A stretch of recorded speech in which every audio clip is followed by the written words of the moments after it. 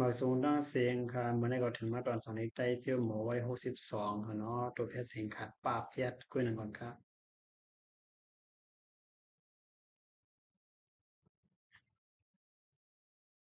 กาจะตอนได้เป็นกาที่สองป้าเพียรค่ะเนาะกาที่สองป้าเพียร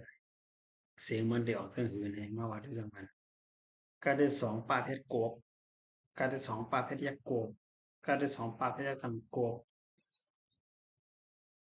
กาที่สองป้าเพชรตำนาโกบกาที่สองป้าเพชรตำไดโกบกาที่สองป้าเพชรยักษ์ขึ้นโกบโกบโกบโกบโกบโกบโกบ ค่าที่สองปาเพชรโคกค่าที่สองปาเพชรโคกค่าที่สองปาเพชรตำโคกค่าที่สองปาเพชรตำนาโคกค่าที่สองปาเพชรตำเล็กโคกค่าที่สองปาเพชรคือโคก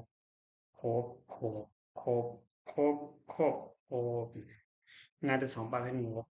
งานที่สองปาเพชรงกงานที่สองปาเพชรตำงกงานที่สองปาเพชรตำนางกงานที่สองปาเพชรตำไทยงก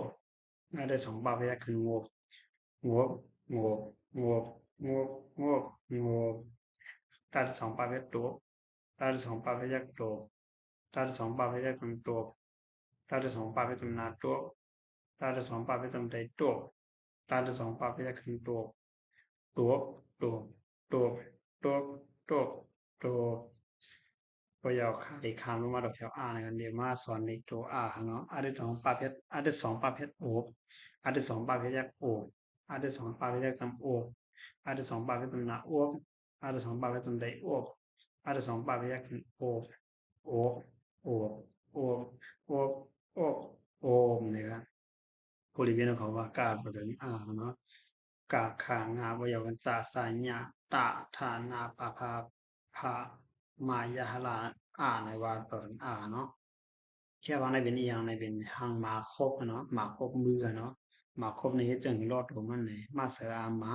ค่าได้สองปาพิจารณาครบหมาครบเลยเป็นตัวในกันเนาะพอเป็นเก้าก็ได้สองปาพิจารณาโกบเลยพอเป็นเก้าได้สองปาพิจารณาโกบเลยเป็นข้าวค่าได้สองปาพิจารณาครบเลยตรงนี้หมาครบกำในตอนเพิ่งรู้มันง่ายจังหือเนี่ยมาดูด้วยซ้ำกันกัน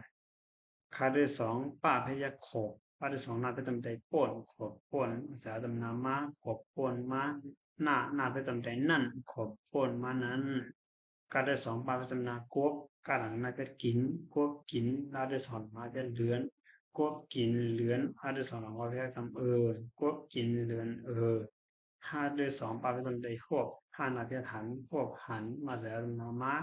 หกหันมายาวว่าไปจำใจเยา พวกหันมาเยาวอาศัยอยากทำสัตว์ที่สองปาไปทำนาศพศพให้ดานาเพียเหียนศพเหียนตัดที่สองอยากไปทำนาตุย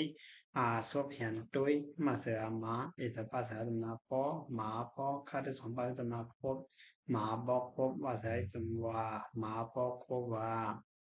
ขบป้วนมานั่นก็กินเลือนพวกหันมาเยาวศพเหียนตุยหมาบอกพบว่าเนี่ยนะ ตอนเพิ่งรู้มันก็สุดยอดดีนะครับตอน62ในก่อนการสืบสานและตอน63ครับมาสมรักเสียงครับ